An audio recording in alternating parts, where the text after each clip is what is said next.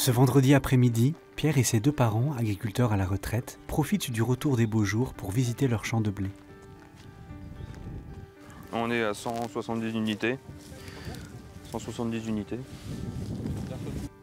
Olivier et Isabelle se sont installés en 1982 et sont restés jusqu'à leur retraite dans les années 2010. Quelques années plus tôt, alors que leur fille prenait une autre voie, ils ont demandé à leur fils, Pierre, s'il souhaitait prendre la suite, en prenant bien soin de ne pas le lui imposer. Depuis qu'il est tout petit, on a dit qu'il fallait qu'il ait le choix, sa sœur aussi d'ailleurs, et il n'a jamais couru derrière le tracteur avec son père dans les champs et on lui a laissé toute liberté de choix. On a eu une discussion où on s'est fixé des objectifs et on s'est fixé un planning.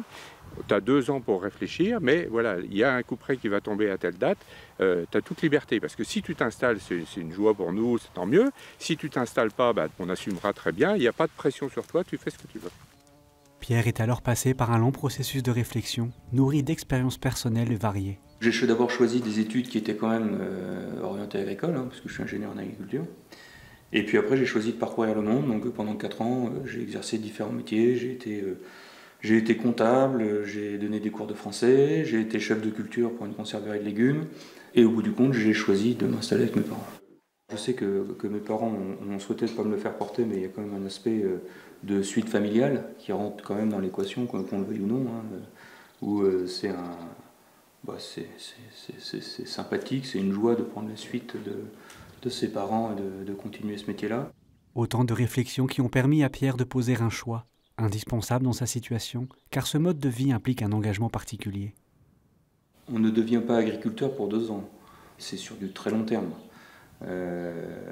En plus, une production agricole, quand j'aurai fini ma carrière, je suis à peu près à la moitié à peine, j'aurai semé 40 fois dans ma vie. Donc il y a un pas de temps d'agriculture qui est très long, donc il y a un engagement qui est très long. Pour s'engager sur du long terme, on ne peut pas le faire sur un coup de tête. Donc il faut forcément avoir une vraie forme de liberté pour ne pas remettre en cause son choix. Aujourd'hui, moi, ça m'apporte de la sérénité dans mon choix. Voilà, c'est ça que ça m'apporte d'avoir vu le monde ailleurs avant. Si Pierre a dû renoncer à sa vie d'expatrié, il est aujourd'hui en paix avec ce choix qu'il a pu faire de façon libre et éclairée.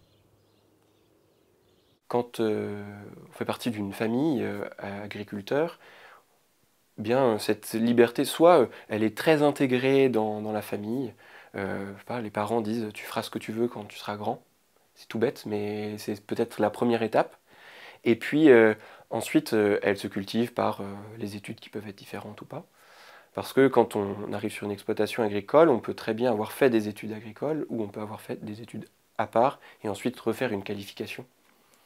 Cette liberté, elle se prépare à l'avance. Et elle se prépare notamment, ça peut être une façon d'être libre que de faire autre chose avant. Ce n'est pas une obligation, il n'y a pas d'obligation ni légale ni morale, mais ça peut donner aussi une ouverture sur d'autres façons de faire, une ouverture sur d'autres métiers. Pour rester libre, il faut être capable aussi de s'engager pleinement dans le choix qu'on est en train de faire. Et donc, à la fois pouvoir baliser le chemin que je suis en train de faire, et ça, la liberté, elle se discerne sur le temps, bien sûr, qui je suis, qui j'ai envie d'être, mais aussi dans ma vie de prière.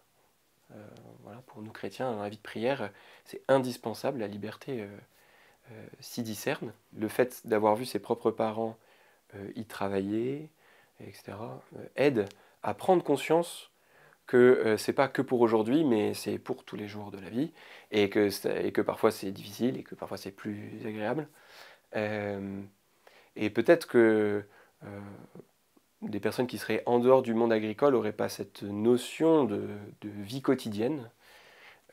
Mais pour ce qui est de la reprise, en général, les jeunes ont conscience de cette charge de travail. Et puis certains vont d'ailleurs décider que c'est trop pour eux, et donc soit ils changent le type d'activité sur la ferme, s'ils ils veulent être agriculteurs, si c'est trop pour eux, ou c'est pas assez, ou ils veulent vivre autre chose, et bien ils vont développer autre chose d'ailleurs.